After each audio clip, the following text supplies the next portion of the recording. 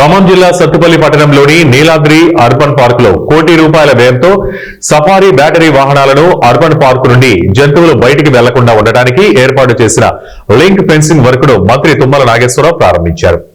అలానే టింబర్ డిపోలో అటవీ శాఖ ఆధ్వర్యంలో ఏర్పాటు చేసిన పెరేడ్ గ్రౌండ్ పోడియం ను ప్రారంభించి అమరవీరుల స్తూపం వద్ద పూలమాల వేసి నివాళులర్పించారు. ఈ సందర్భంగా మంత్రి తుమ్మల మాట్లాడుతూ జలగం వెంగళరామును చూసి రాజకీయాలకి వచ్చానని, ఆయన చేసిన అభివృద్ధిని కొనసాగిస్తానని అన్నారు.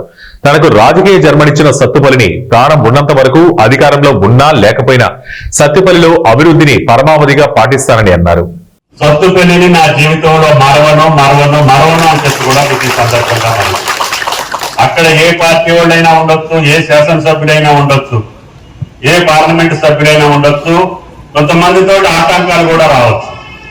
అయినా సరే కార్యక్రమం పూర్తయ్యేదాకా అందరినీ మానసికంగా ఒప్పించి సంతోషపెట్టి ఆ ప్రజా అవసరాల కార్యక్రమాలు, అది గ్రీన్ ఫీల్డ్ హైవేనా, green field high level canal అలైన్మెంటా, రేపు రాబోయేటటువంటి రైల్వే లైన్సా, అన్నింటినీ కూడా నేను సత్తుపల్లి కేంద్రీకరించే నా జీవితం, నా భవిష్యత్తు ఉంటుంది అని చెప్పి మీకు ఈ సందర్భంగా మనం చేస్తాం.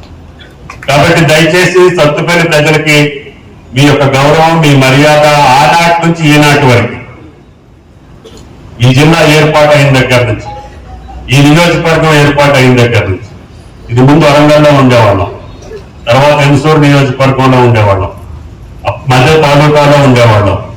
ఇవన్నీ మార్పులు చేర్పులు చేసుకుంటూ సత్తుపల్లికి ఒక సంస్కృతి, ఒక సంప్రదాయం, ఒక గౌరవం, ఒక ప్రతిష్ట, ఒక పేరు, ఒక క్రమశిక్షణ ఇక్కడ ప్రజలు కావచ్చు, అధికారులు కావచ్చు, ప్రజాప్రతినిధులు కావచ్చు, ఏ స్థాయిలో ఎవరున్నా ఆ పద్ధతిని కొనసాగించి తెలంగాణలోనే కాదు ఉమ్మడి రాష్ట్రంలో సత్తుపల్లికి ఒక ప్రతిష్ఠ ఉంది.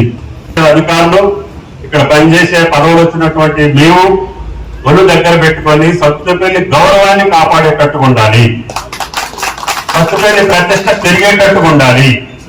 ఇక్కడ ఉండేటటువంటి ప్రజలు కారు మీద కాలేసుకొని, మీసం మీద చెయ్యేసుకొని దర్జాగా ఎక్కడికి పోయినా సత్తుపల్లి అంటే లేచి మీకు నమస్కారం పెట్టే స్థితిని కల్పించాము, దాన్ని కాపాడండి అని చెప్పి నా ప్రార్థన.